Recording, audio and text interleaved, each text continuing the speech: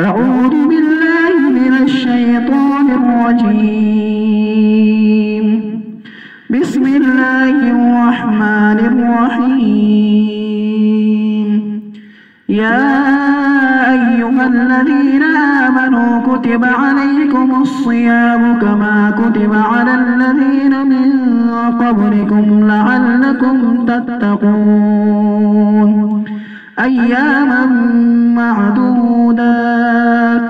فمن كان منكم مريضا أو على سفر فعدة من أيام أخر، وعلى الذين يطيقونه فدية طعام مسكين، فمن تطوع خيرا فهو خير له، وأن تصوموا خير لكم إن كنتم تعلمون.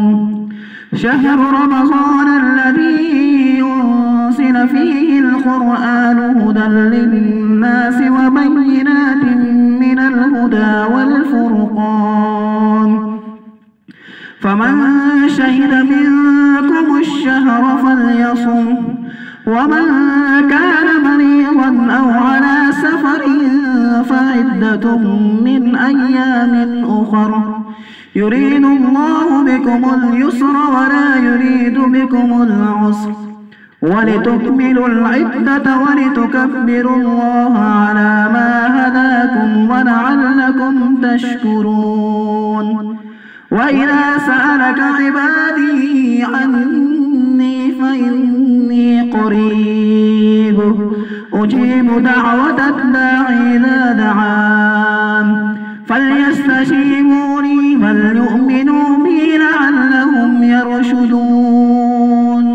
أحل لكم ليلة الصيام الرفث إلى نسائكم هن لباس لكم وأنتم لباس لهن، فالآن باشروهن وابتغوا ما كتب الله لكم، وكلوا واشربوا حتى يتبين لكم الخيط الأبيض من الخيط الأسود من الفجر، ثم أتموا الصيام إلى الليل، ولا تباشروهن وأنتم عاكفون في المساجد، تلك حدود الله فلا تقربوها، كذلك يبين الله آياته للناس لعلهم يتقون.